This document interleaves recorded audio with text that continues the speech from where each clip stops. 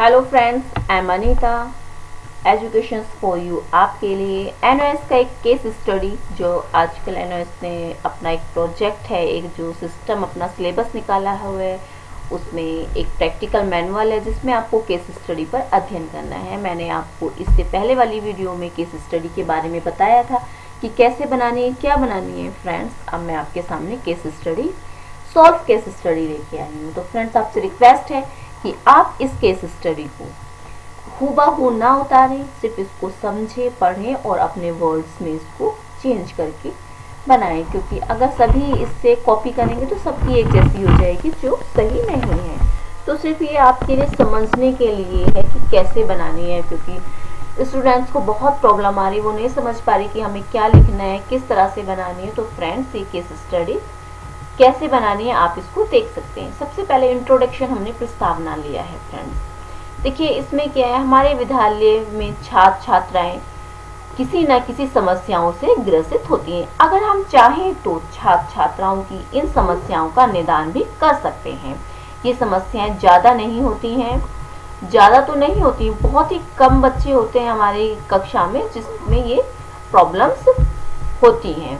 तो फ्रेंड्स, इसमें क्या है कि इसका भी सार्थक प्रयास करना चाहिए कि बच्चे के अंदर क्या समस्याएं हैं, बच्चों में उपस्थित ना होना, क्योंकि मैंने जो टॉपिक लिया था उपस्थित ही लिया था कि बच्चा उपस्थित नहीं है। देखिए, मैं फिर से आपको नीचे डाउन करके दिखाऊंगी कि वही उपस्थित नहीं है। शैक्षिक समस्याएं जैसे कि बच्चों को स्कूल में उपस्थित ना होना, स्कूल में समय पर नहीं आना, पठन पाठन नहीं करना, ये बहुत सारी समस्याएं जो हमें अपने इंट्रोडक्शन में लिखनी है, और इसका निदान करना ही केस स्टडी कहलाता है।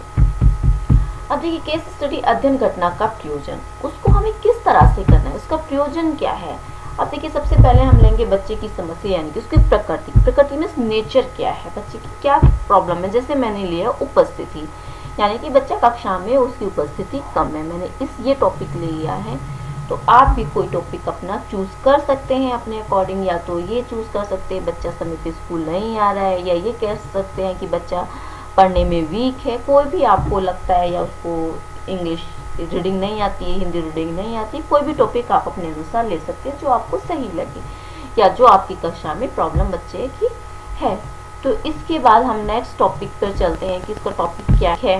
नेक्स्ट है कि कक्षा में बच्ची का मन नहीं लगता है। अब नेक्स्ट है कि बच्चे की समस्या के संभावित कारण क्या क्या कारण हो सकते हैं। आपको पता ही होगा कि बच्चे की जो समस्या होने के कई कारण हो सकते हैं। मैंने जो कारण चूज किया है वो बिल्कुल अलग कारण है कि जब मैं कक्षा में गई तो मैंने देखा कि बच्ची बहुत शांत रहती है। वो मैंने उसे प्यार से अपने पास बुलाया और स्कूल नहीं आने के, कक्षा में शांत रहने का कारण जानने का प्रयास किया। जब मैंने उस बच्ची से पूछा कि आप स्कूल इतने कम क्यों आती हो, तो वह बच्ची शांत हो गई और सहमाई सी मासूम सी बच्ची थी, वो एकदम डर गई। मुझे लगा कि उसने डर महसूस किया, वो रोने लगी। तब मैंने बच्ची को प्यार से सहलाया और कहा कि रो मत, क्योंकि मैं आपकी हर समस्या का समाधान करूंगी, मुझे अपनी परेशानी बताइएगा। तब उस बच्चे ने मुझे बताया कि उसकी माँ घर में काम करने के लिए जाती है, वो दूसरों के घरों में काम करती है। तो उस बच्ची को क्या करना होता था, अपने छोटे बहन भाई को देखना होता था, और घर में वो माँ का हाथ भी बटाती थी। घर में जो काम रहता था वो भी अपना करती थी, और क्योंकि उसकी माँ दूसरे घर में काम करने जाती थी तो जाहिर सी बात है बच्ची को घर में काम करना ही होगा। तो इसीलिए वो उपस्थित नहीं रहती थी, या फिर समय पर स्कूल नहीं आती थी। देखिए फ्रेंड्स, का नेक्स्ट कारण पे मैंने लिखा है कि उसका नेक्स्ट कारण है कि बच्चे की समस्या के कारण क्या है। क्या कारण है उस बच्ची की अनुपस्थिति के निम्नलिखित कारण है जो उस बच्ची की समस्या है। तो उस बच्ची ने बताया कि वह बहुत ही गरीब परिवार से है, क्योंकि गरीब परिवार से है तो इसीलिए क्या वो गरीब परिवार से है, वे 4 बहन भाई हैं और वो पहले नंबर की है, इसी कारण उसको अपने छोटे बहन भाई को देखना पड़ता था, जिसके कारण वह स्कूल नहीं आती थी। वो कहती है कि मेरे पापा अस्वस्थ रहते हैं, ठीक नहीं है, बीमार रहते हैं, जिसके कारण से वे उसके घर के खर्च के लिए पर्याप्त धन नहीं कमा सकते। तो उसकी माँ को क्या बाहर जाना पड़ता है, और जब माँ बाहर जाती है काम करने तो बच्ची को घर में अपने छोटे बहन भाई को देखना पड़ता है, तो वो अपनी पढ़ाई पर भी ध्यान नहीं दे पाती है। कि वह बच्ची फिर उस बच्ची ने मुझे बताया है कि मैं छोटे बहन भाई को देखती हूँ, माँ का भी घर में काम में मदद करती हूँ, घर के काम में, क्योंकि माँ बाहर चली जाती तो घर में थोड़ा बहुत काम रहता है, वो उसको करना पड़ता है, जिसके कारण वे समय पर स्कूल नहीं पहुँच पाती है या नहीं आती है। अब हमने इसमें नेक्स्ट टॉपिक लिया है कि अगर जिस बच्चे के साथ ये समस्या है तो उसके साथ पावर क्या है, क्या ताकत है कि जो उस समस्या वो उसकी हेल्प करे।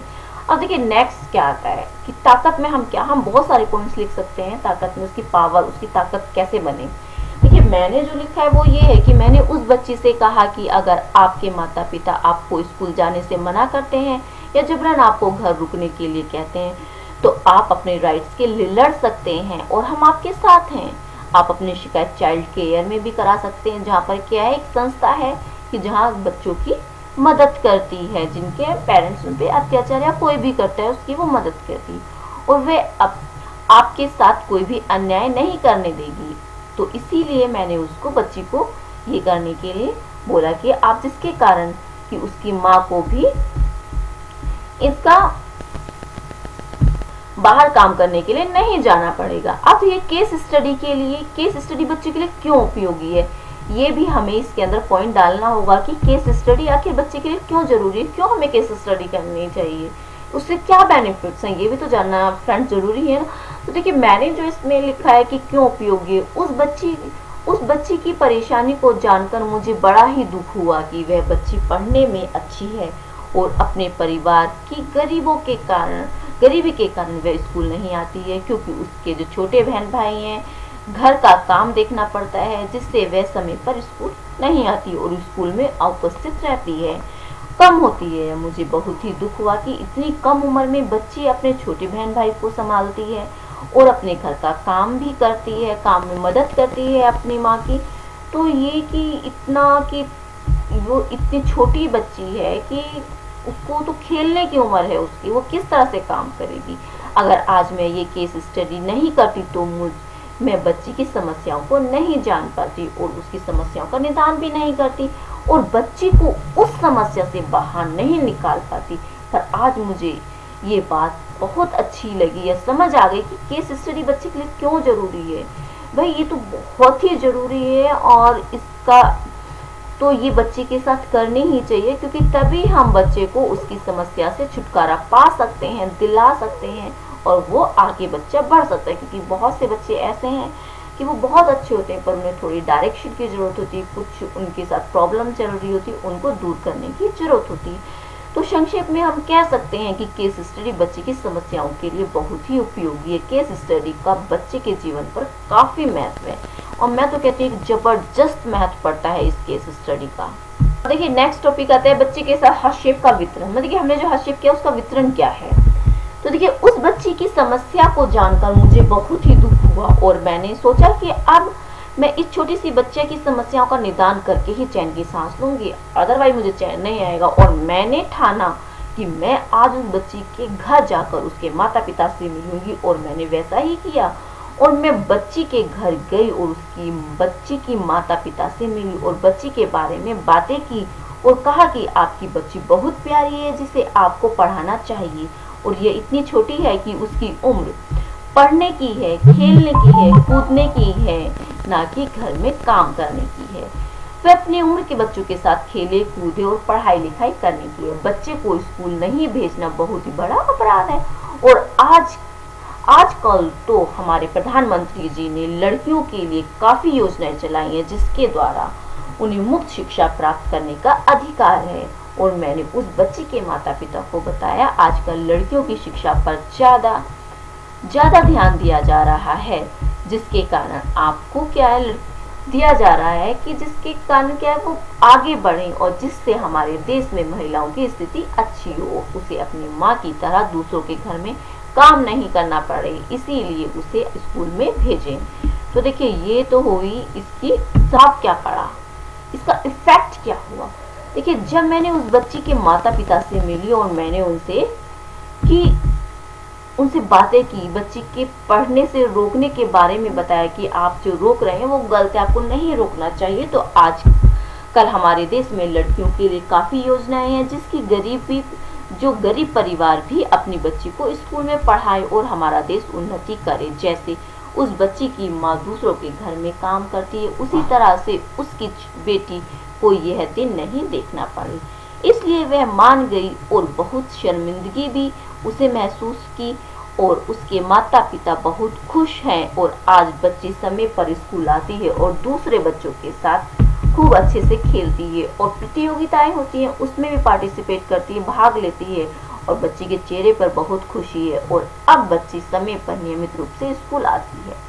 तो ये बच्चे की केस स्टडी हुई है। अब मैंने इसमें निष्कर्ष डाला है। देखिए, आप निष्कर्ष में अपने तरह से भी डाल सकते हैं, कुछ भी जो आपको लगता है केस स्टडी बनाते समय कि भाई निष्कर्ष ये होना चाहिए, पर मेरा निष्कर्ष तो ये था कि आज मैं निष्कर्ष रूप में कहना चाहूंगी कि आज के समय में लड़कियों पर शिक्षा के रूप में ध्यान देना बहुत ही गंभीर समस्या है।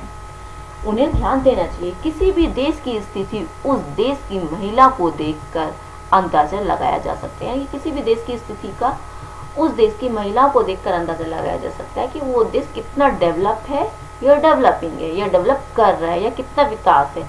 तो फ्रेंड्स, मैंने आपको अपनी ये केस स्टडी, आपको मटेरियल मैंने दे दिया है केस स्टडी कैसे लिखनी है।